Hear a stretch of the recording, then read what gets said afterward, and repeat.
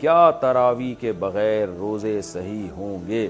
پورے رمضان کی تراوی نہیں پڑی اور تمام روزے رکھ لیے تو کیا روزے صحیح ہوئے یا نہیں؟ سلیم نسیم، دیکھیں تراوی اگر کوئی نہ بھی پڑھے تو روزے اس کے بہرحال صحیح ہو جاتے ہیں، روزوں پہ فرق نہیں پڑتا، لیکن تراوی سنت مؤکدہ ہے، قابل ملامت ہے وہ شخص جو تراوی کی نماز نہیں پڑھتا، تو اس لیے تراوی بھی پڑھنی چاہیے۔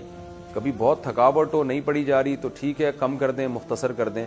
ویسے سنت مؤکدہ 20 رکعتیں ہیں، اس پہ چاروں اماموں کا اتفاق ہے۔ حضرت عمر رضی اللہ تعالی عنہ سے 20 رکعتیں ثابت ہیں، اور شروع میں اسلاف میں ہمیں 16 رکعتیں بھی ملتی ہیں، 20 سے زیادہ بھی ملتی ہیں، لیکن بعد میں جب تحقیق ہوتی چلی گئی تو چاروں امام اس پر متفق ہو گئے کہ کم سے کم تراوی کی رکعتیں 20 ہیں۔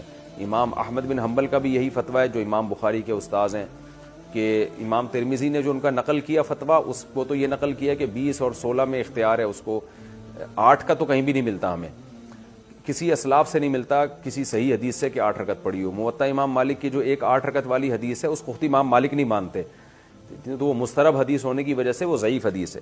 تو موطا امام مالک میں بھی 20 رکعتوں کا تذکرہ ہے، اور بھی ہمیں بہت ساری روایات میں زیادہ تر میں 20 رکعتوں کا تذکرہ ہی ملتا ہے، اس لیے امت کا اس پر اجماع ہو چکا ہے کہ 20 رکعتیں۔ یہ اجماع ہونے کے بعد پھر اختلاف پیدا کیا ہے 20 سے کم، بعض لوگوں نے فتویٰ دیا کہ 20 سے کم۔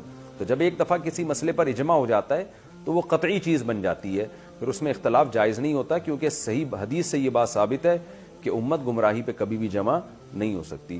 تو اس لیے آپ 20 رکعت تراوی پڑھا کریں، لیکن اگر آپ نہیں پڑھتے تو روزہ بہرحال آپ کا ہو جائے گا، لیکن روزے کی اہمیت تراوی سے کروڑہ گنا زیادہ ہے، کیونکہ روزہ تو بہرحال اسلام کا ایک رکن ہے۔